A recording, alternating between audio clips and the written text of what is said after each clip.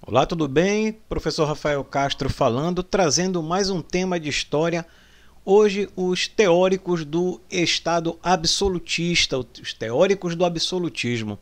Quando nós falamos de absolutismo, nós estamos falando especificamente de um tipo de Estado que vai existir lá durante a chamada Idade Moderna, especificamente do século XVI até mais ou menos o século XVIII.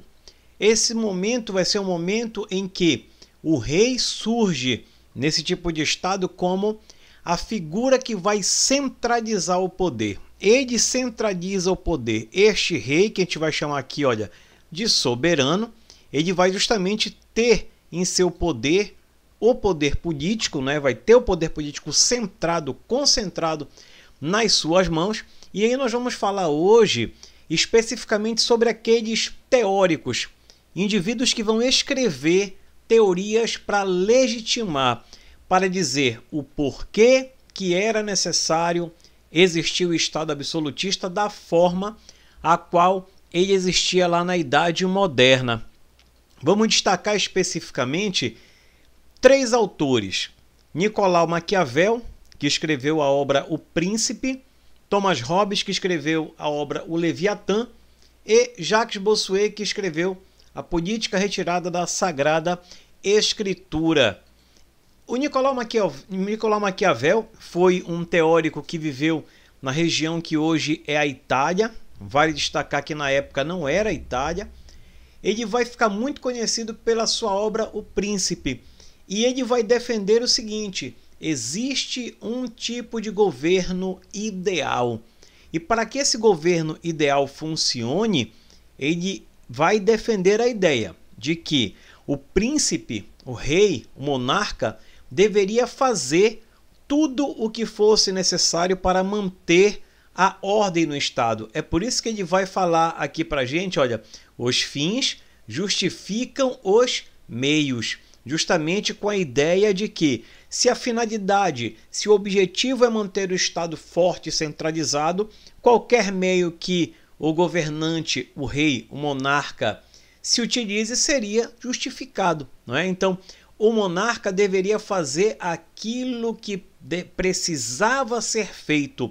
É por isso que o Maquiavel vai separar a ética da política, a moral da política. Por quê?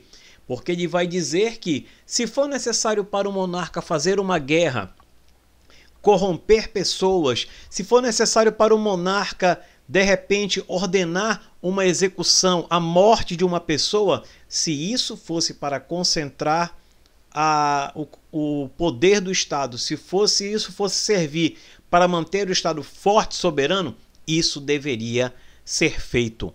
Então ele vai ser muito famoso, a sua teoria vai ser muito famosa por conta disso. Então, na verdade, as pessoas que viviam naquele reino seriam súditos, né? Os indivíduos, eles eram súditos do rei e eles deveriam, olha aí, apenas cumprir ordens. A autoridade real não deveria ser questionada e o rei deveria fazer todo o possível, tudo o que fosse necessário para manter a ordem. O Thomas Hobbes foi um teórico que viveu no que a gente chama de Inglaterra. Ele vai defender a ideia de que o Estado era necessário, que o Estado era algo necessário que deveria existir para controlar a vida em sociedade, para que a vida em sociedade fosse possível. O Hobbes vai afirmar que o homem era o lobo do homem, o homem era o lobo do próprio homem. Ninguém poderia fazer mais mal do que o homem para o próprio homem. Ele parte da ideia de que os seres humanos, eles são ruins, são egoístas, eles vão fazer valer a sua vontade de qualquer maneira. Então ele vai dizer que o Estado, ele tem que existir para justamente fazer o quê? Para segurar que as pessoas, para que elas não façam exatamente tudo o que elas querem.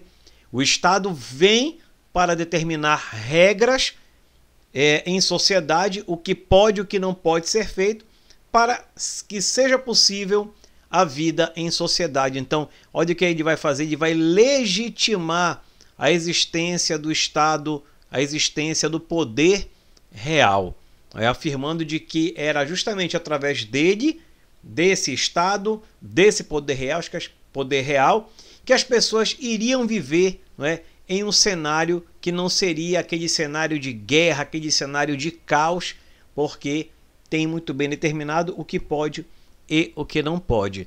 Vale destacar que isso é apenas uma ideia, é uma teoria, tá bom? O último teórico que nós vamos analisar é o Jacques Bossuet. Ele vai envolver a política com a religião. Ele que vai ser responsável em mostrar que, na verdade, mostrar não, né? Ele vai resgatar que, na verdade, o poder do rei era um poder divino. Então, o poder do rei era um poder advindo de Deus. Olha, poder real também era o poder divino. Ele vai destacar isso. Isso vai ser a grande marca da teoria do Jacques Bossuet. Ele vai dizer o seguinte, que os monarcas, os reis, eles nada mais eram que representantes de Deus na Terra. Então, o que acontece? Se eles são representantes de Deus, eles jamais deveriam ser questionados. Questionar o rei seria pecado, seria sacrilégio.